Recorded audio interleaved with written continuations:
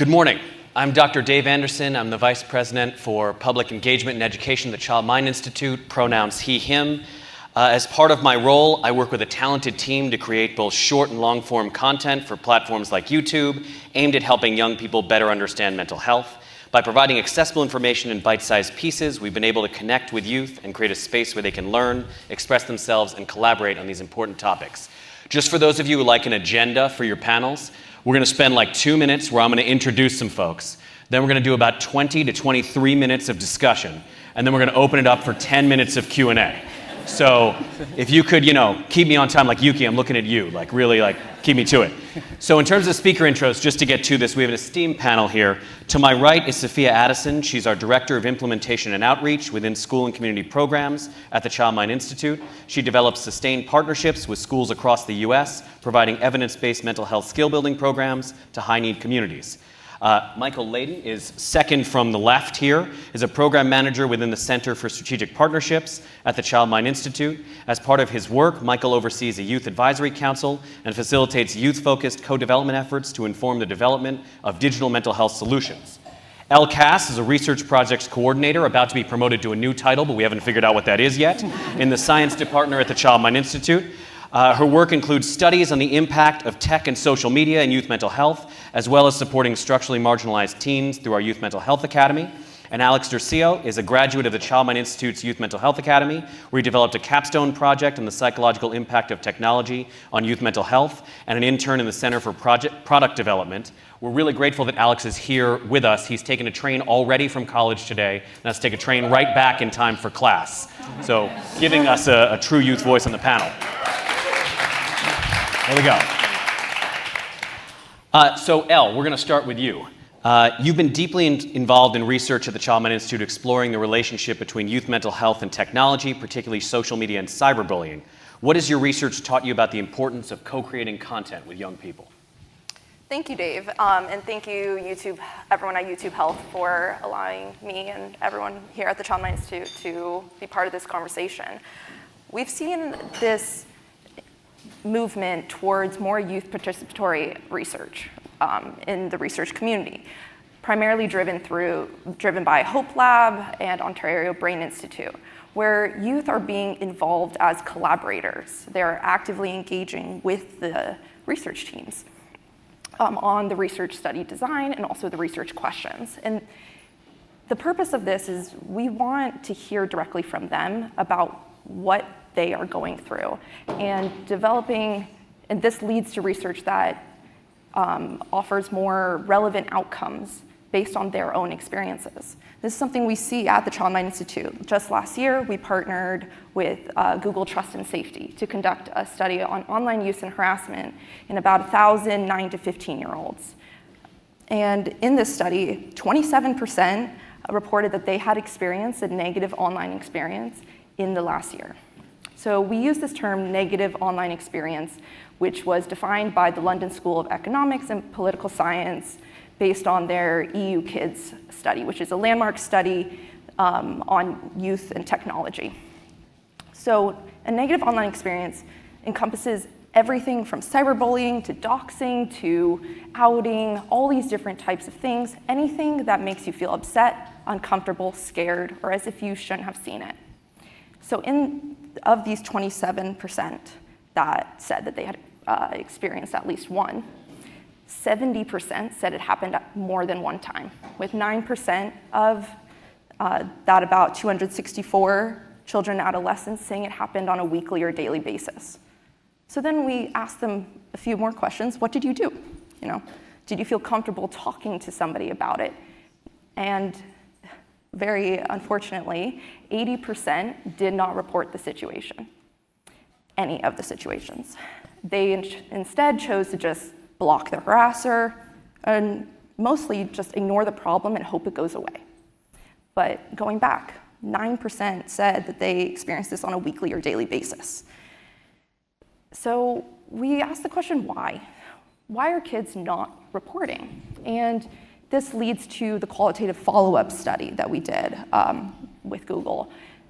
And two key findings came out. One, a lot of children and adolescents just don't feel comfortable. They don't know what reporting means. When you report, what happens? Who are you reporting to? What happens after the report? Like, a lot of them, based on that uncertainty, said that they don't feel comfortable reporting on a platform that they frequently use and thus would feel comfortable sharing in other ways.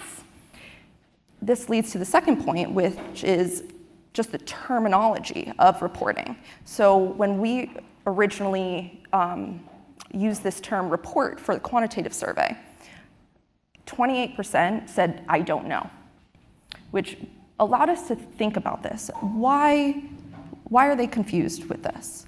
We changed the terminology for the qualitative follow-up based on their responses to be, did you tell an adult? Did you tell the platform? And suddenly we saw a huge, just exponential increase in understanding. And this,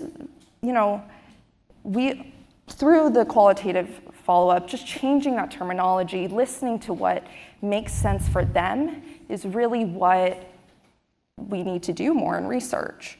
Whether it's the features that they were suggesting that are just about learning how to report, being all about increased feasibility, but also increased modalities for everyone with different learning disabilities and learning styles. They recommended amazing creative solutions such as an AI robot simulation, where when you start using an app or a platform, you have to help a robot who is being cyberbullied report it to the platform. They also had ideas of engaging chatbots that will assess what you're looking at and help you with it. And that just goes to this final point of it's really not a one-size-fits-all approach. And with participatory research, we need to hear that a little more. I really like the idea of the chatbot. So we're going to move a little bit and highlight another particular aspect of Child Mind Institute's youth-centered approaches. Just so you're aware, as Alex begins to speak, and Alex, I want to let you know I'm coming to you. Alex is going to speak a little bit about the Youth Mental Health Academy. This is a 14-month paid internship program that the Child Mind Institute coordinates that's focused around helping youth from structurally marginalized backgrounds to get exposure to clinical careers in the hope that we both expand and diversify the workforce. And this is something that we're working on expanding across the entire country in future years, and one where over 1,000 youth have already participated in California. So Alex is one of those youth. We're excited to have you here today. Alex, as a recent graduate of the Child Mind Institute's Youth Mental Health Academy, because I should have said this is for high schoolers, and Alex in college now, you have firsthand experience participating in co-development projects, providing user feedback on products, and creating marketing content. What was it like to be involved in these initiatives, and how do you think your contributions and those of your peers have impacted the projects? I think teens' involvement in co-development projects is invaluable. From being able to implement our own ideas to indulging in topics that resonate deeply with us.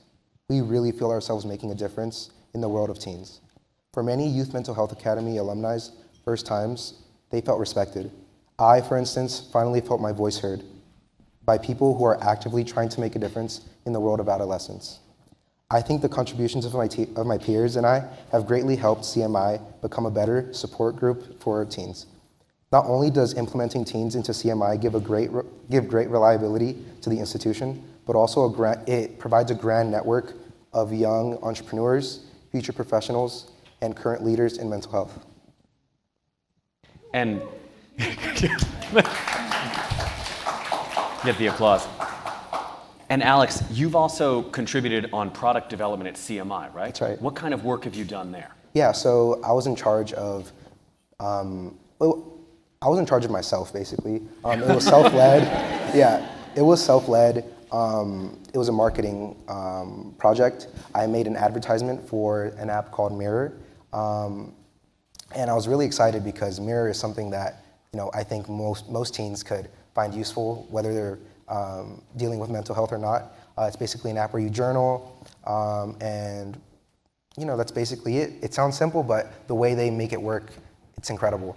I can find myself using Mirror for like 30 minutes, doing different things on the app. Feels great. So that's why I was able to actually put in my passion and make this advertisement as best as I could. And I used facts about what teens and adolescents like in order to make the ad. I made it fast-paced, I made it engaging and, relatively short compared to many ads that you see online. And I think that aspect, the fact that it's made by teens, for teens, I think that was a huge aspect in my success with CMI. Having seen how Sound Mind used multimedia, I almost want to have the ad like right behind us so we can show. But Sophia, going to you, through your work with school and community programs, especially on our Thriving Kids projects, you've been closely involved in co-developing content with youth. Can you share what that's been like and how we ensure that youth voices are meaningfully integrated? Absolutely. So our Thriving Kids suite are really resources that were created for caregivers, educators, that really approach a universal skill building for mental health. We have resources from videos that come with complimentary learning guides, as well as skill sheets for students K through 12.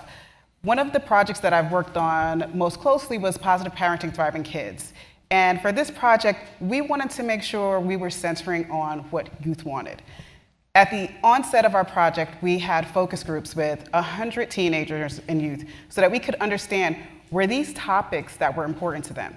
And we were able to create videos around 20 topics for caregivers, for parents, for youth, for educators to be able to use. And it was really, really important to centering not just on the topics, but also how they felt around child mental health. If you watch the videos, you'll see that there are actually children and youth and teens being interviewed, and we wanted to hear their perspectives because it's very empowering for another teen to hear from another teen. These experiences are real and they're relatable. So that was really one of the main focus for that project. Oh no, I was only looking at my notes. You didn't have to stop. We keep going. I just wanted to be mindful of time. But absolutely, one of the other ways that we're able to center youth voices is on the school and community programs team, we have educators and clinicians that are creating curriculums for educators to use around the country. And in the development of the curriculum, we actually have teen focus groups to look at it. We want to know, is this relevant information? Is this something, are these skills that are useful to you? So it's really important that not only do we develop things for youth, we develop them with youth. The last thing you want to do if you ever are around a teenager is speak at them and not to them. So we center that sentiment in all of the work that we do. Love it. And Michael, as a program manager in the science team at Child Mind, you've been actively involving young people in product development, like what Alex had referenced. Can you share some examples of how we've engaged young people in these processes and ensured that feedback comes from a range of backgrounds? Yeah, thanks.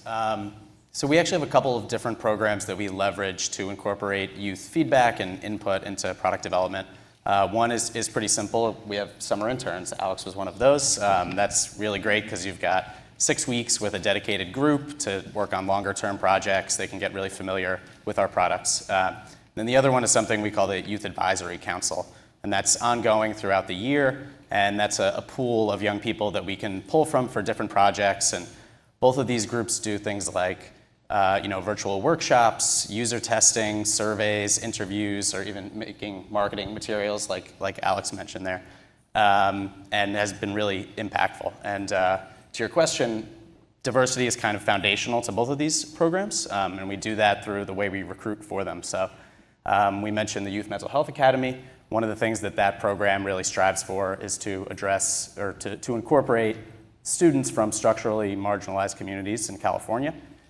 We also have another program at the Child Mind Institute that's the Healthy Brain Network, and that includes a clinic in New York City in Harlem that offers no-cost screening and mental health evaluations to families that otherwise might not have access to them. And so we're able to kind of stand on the shoulders of these programs that we know are really, really focused on that, and then we can pull in students who bring a wide range of perspectives to product development. And we've made a lot of changes and new features and pivots to our products because of that feedback. Alex mentioned Mirror. That's a journaling app, digital journaling app developed by clinicians at the Child Mind Institute, and it's for teenagers specifically. And there were a lot of things that came up in these conversations that kind of opened our eyes. So it's journaling. So there's one of the features. There's prompts. It prompts you to explore different things. How was your day? That kind of thing to start the juices flowing a little bit. And one of the things you start to realize, there's a lot of dimensions of diversity, and one of them is access to clinicians, access to care, experience talking about mental health. And so for some of the students, those prompts were great, they were enough, they had exposure to these ideas, and they were comfortable, talking about emotions and things like that. Others did not really have that experience. They didn't necessarily have the language to dive right into that. And some of them said, I really would like follow-up prompts or multi-level kind of pushes here to give me some more specific ideas of how to get started on this kind of thing. And so you start to realize even within the obvious youth voices and adult voices, it's great to have this sort of range of experiences within the youth you're working with, because they've got different perspectives on these kinds of things. Other things that were interesting, we have an emergency contact feature in this app. When you make your account, you put an emergency contact in. Seemed pretty straightforward. One young woman in one of the groups said, this is great. My mom is my emergency contact, but sometimes I don't want to talk to my mom about every issue. Sometimes I want to vent about my mom, and I actually want my sister or my best friend or my aunt or someone else as an option for different situations. And that's another thing where those work differently for different people. People have different household structures. They might have multi-generational households. They might have different things they want to talk about with different people. So we incorporated additional emergency contacts in. So there were a lot of things like that we were really kind of aha moments as you start to talk to people. It seemed really simple at first, and then you talk to the actual users, and you realize that you should go a different direction. And Michael, just in case people are trying to go to the App Store while you're talking about Mirror, since Alex mentioned it as well, yes. What stage are we at in releasing that to the world? Great segue. Mirror comes out. It should be in App Stores in January. So there you go. Exactly. There we go. And just to give you a sense of availability, if you Google Elle's name, you'll find a lot of the research she was referencing, since she was an author on those studies. And Alex is likely featured in some of our social media and on YouTube videos about the Youth Mental Health Academy, likely presenting some of his research and looking at some of the work that he did through those programs. The work that Sophia referenced, the Thriving Kids projects, are all freely available on our website, childmind.org, with all the resources being downloadable, just in case any of you are looking for follow-up on the stuff we're mentioning. So now we're going to move to a couple general questions for the panel. For those of you thinking of your own questions, you've got about 6.5 minutes until we move to that phase. So, general questions for the panel. Just real quick, this is something I think is on everyone's mind. How has the input and feedback from youth in our various projects shifted in light of recent conversations about digital well-being, especially as platforms like YouTube address both the positive influence and the potential risk of technology? What lessons have we learned that could guide our future co-development? This is open to anybody. I can jump in. I think one of the things that I've learned is that youth understand that these platforms are here to stay. So what they're looking for is guidance.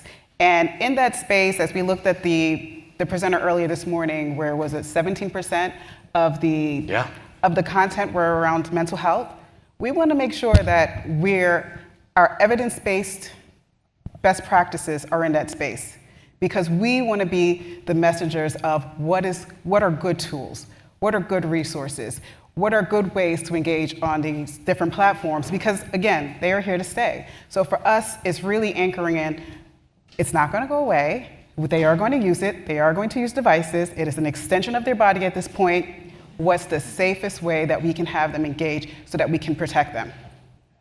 I just want to put shine on the fact that Sophia was doing mental math that 35 out of 200 billion is 17%, or I think there's a rounding thing there. That was impressive. Anybody else on how evolving conversations about tech figure into how we look at youth input?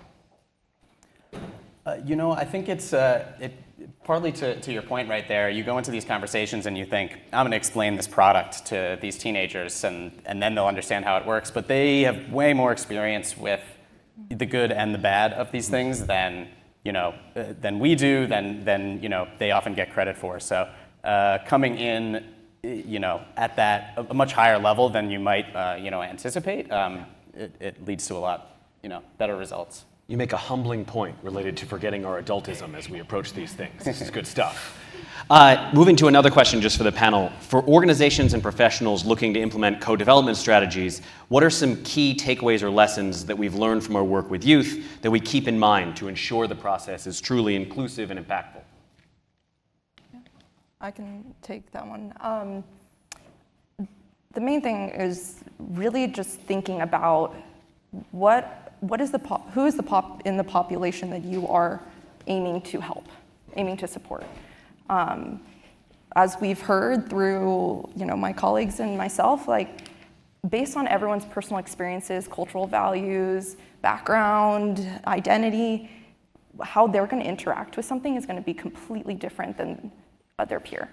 And we really need to think intentionally about who we're trying to support, who we're trying to help, and get them involved in the conversation. Sit down with them, provide them a safe space that we can listen to them and ask them questions and learn from them. If I'm trying to reflect what you're saying, Elle, it's nothing for youth without youth. Exactly. And in particular, representative groups of the youth we're trying to reach. Exactly. Alex, I was just about to go to you. I love you raising your hand. Go for it. Yeah, no, I was just going to say how it's a common experience for people's voices in underserved communities to go unheard in regards to mental health. As a leader in my high school community, I felt a need to become more educated in the mental health field in order to more deeply connect with those at my school, which led me to join the Youth Mental Health Academy. The idea that a group of teens can come together and tackle innovative projects regarding the stigmatized mental health field is incredible. My participation in YMHA has destigmatized mental health for me. I can now speak on my experiences with little to no worry about what people may judge me for. After all, my experiences are just that, my experiences. Speaking about them shouldn't be wrong. And Alex, just to put you on the spot, what are we looking for the future for you here? How will you take these experiences into your next steps? Yeah, so I'm currently going to college on the pre-medical track, and I do intend on becoming either a psychiatrist or a neurologist, and that wouldn't have been possible, or even I wouldn't have even known about those careers if it weren't for YMHA or CMI. So I'm very grateful.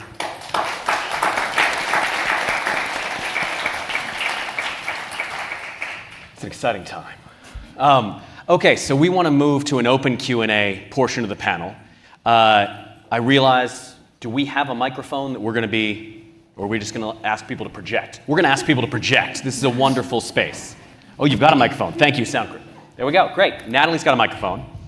Does anyone have a question they want to ask the panel related to co-development of projects with youth, involving youth voices? Thoughts?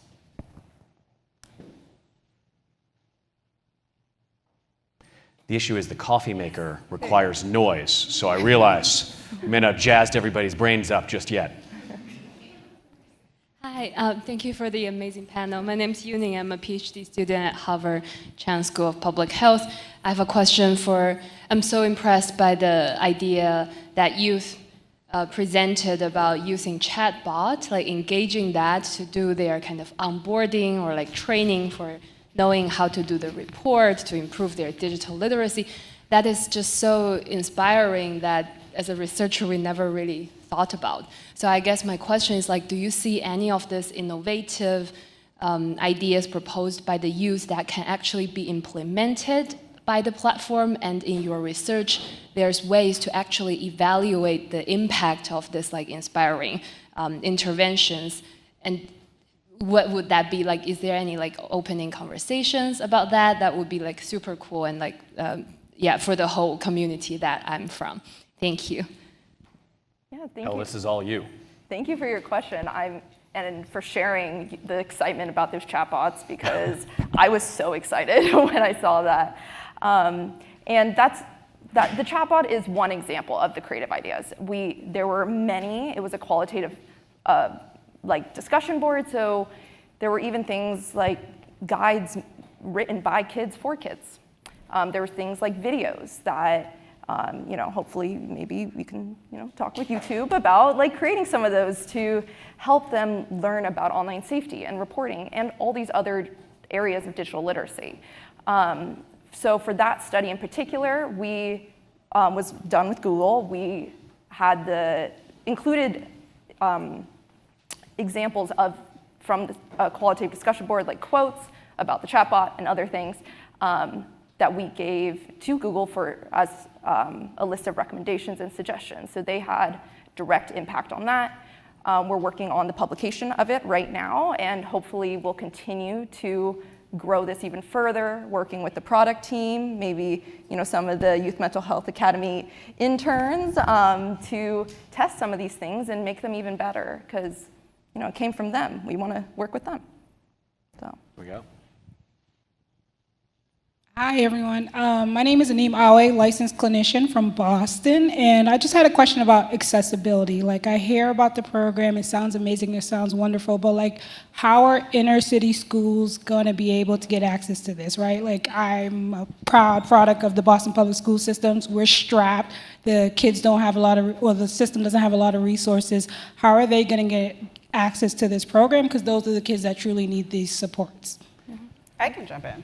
I was going to say, Sophia, this is your entire work. So I'm on the school and community programs team, and one of the things that we do is that we create child mental health programs and resources to be able to disseminate them within school and communities, and we mean that. So yes, we talked about video resources, but here in New York City, as well in California, we actually have clinicians that go and do treatment groups in schools. I think we're in about 40 schools in New York City. And these are treatment groups where these students, because we have prioritized that the schools that we work with have student populations where 75% or more receive free or reduced price lunch. These are communities that we know that where the average is about 8 years for the time children actually get treatment, that number is even greater. So to be able to go into a school, once an educator, working with educators to identify students that need support, that use support, and being able to treat them almost immediately in that school cycle is how we're making sure that this is completely accessible. And these services are 100% free to families.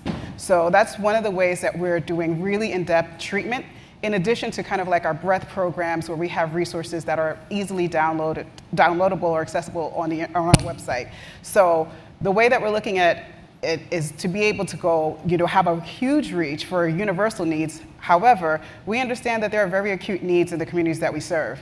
And we are on the ground. We have a large team of clinicians here. We also are in the Bay Area. And we're working to get more funding to be able to have more treatment for more families. And to Sophia's point, the direct services through school and community programs focus only on partnering with schools with 65% or more of their students on federal free reduced price lunch. So the students who are receiving treatment tend to be in high-need environments. The scope of that work tends to be about 500 students a year who receive free treatment, another 5,000 who receive a prevention curriculum, and then another 5,000 to 7,000 educators and teachers who we connect with in those communities to provide trainings. That work provides kind of a community-based laboratory where we can get feedback on the interventions that we're doing with the communities around our New York and San Francisco offices to think then about national partnerships with school districts where we can bolster capacity. So our focus nationally is then going to different school districts in different states and saying, let us help you look at what resources you have in your district for tier 1, universal access for students, what kind of resources you're providing to everybody, tier 2, students at risk, what kind of resources and support you might be providing, and tier 3.